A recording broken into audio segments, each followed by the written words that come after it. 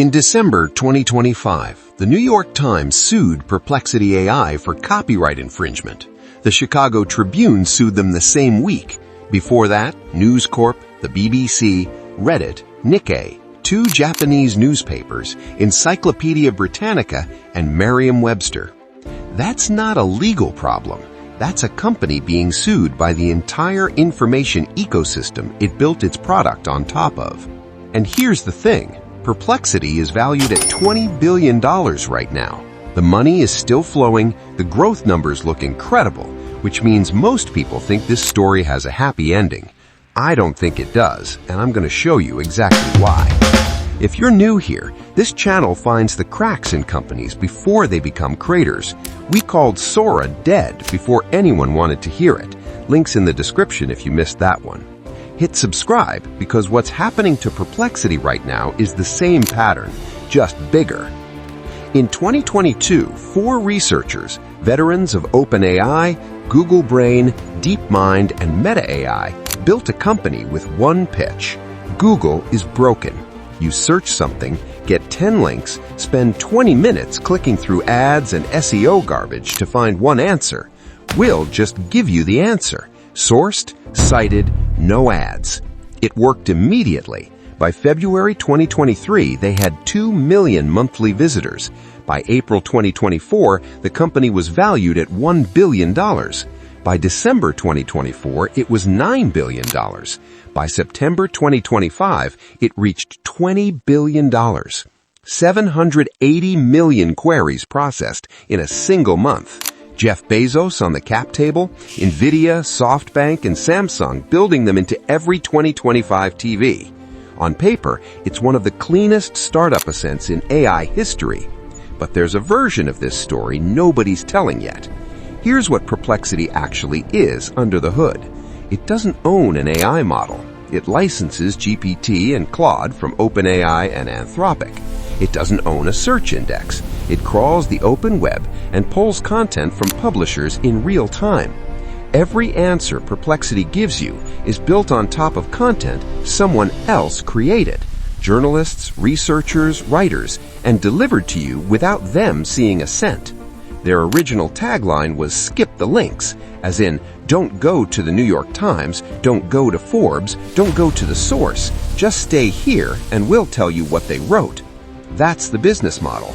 Aggregate everyone else's work and charge users $20 a month to access it conveniently. It's elegant, it's fast, it's genuinely useful, and it's built entirely on a foundation that doesn't belong to them. We covered Sora in a previous video, a product that looked technically brilliant but had a structural problem baked into its DNA from day one. Perplexity has the same thing. Here's the problem nobody wants to say out loud. Perplexity needs journalism to survive. Real reporting, real investigation, real facts, the kind that costs money to produce. Without a healthy publishing industry feeding the web, Perplexity's answers become AI slop on top of AI slop. But Perplexity's entire model destroys the economics of journalism. Why subscribe to the Times when Perplexity reads it for you? Why click the article when you already have the answer? Cloudflare published research in August 2025 confirming Perplexity was using hidden stealth crawlers to bypass websites that had explicitly blocked them, including sites behind paywalls. The New York Times documented more than 175,000 attempts by Perplexity to access their site in a single month after being told to stop. This isn't a gray area. They knew. They kept going. One attorney working on the publisher cases described it simply. You're obviously stealing the business model from the people you're harvesting from. To be fair, Perplexity tried to fix this. They launched a publishers program offering revenue sharing with Time, Fortune, and Gannett.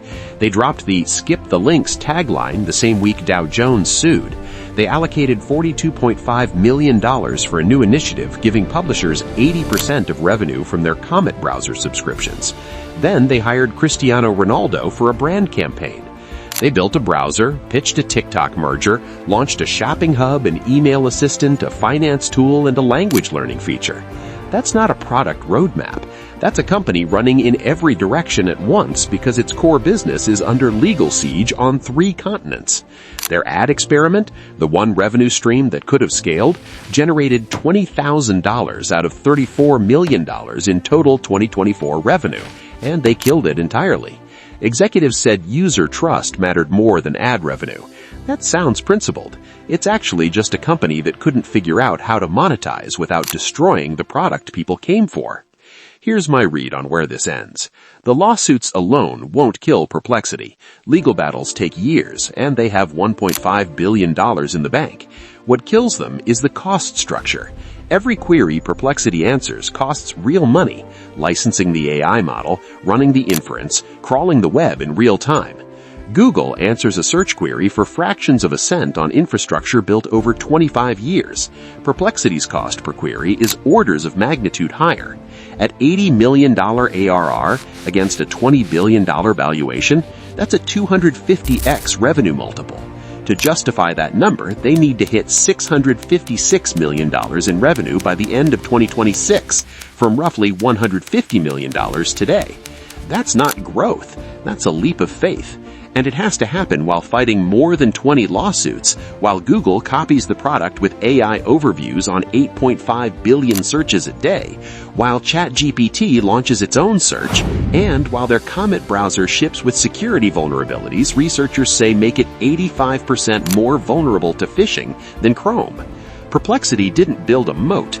They built a beautiful interface on top of other people's infrastructure, other people's content, and other people's AI models. The moment any one of those 3 foundations shifts, and all 3 are shifting, the whole thing has to be rebuilt. What this really represents is a pattern we've seen before. Take something valuable that already exists, make it more convenient, and grow fast enough that by the time the people you're disrupting react, you're too big to stop. It worked for Napster until it didn't. It worked for early YouTube until lawsuits forced licensing deals that changed the business entirely. It worked for Uber's labor model until city by city the regulations caught up. The question was never whether Perplexity built something people want. They clearly did. The real question is whether you can build a $20 billion business on content you don't own, models you don't own, and infrastructure you don't control, while the people you depend on are actively trying to shut you down. Every company in this series thought the answer was yes. The answer is never yes.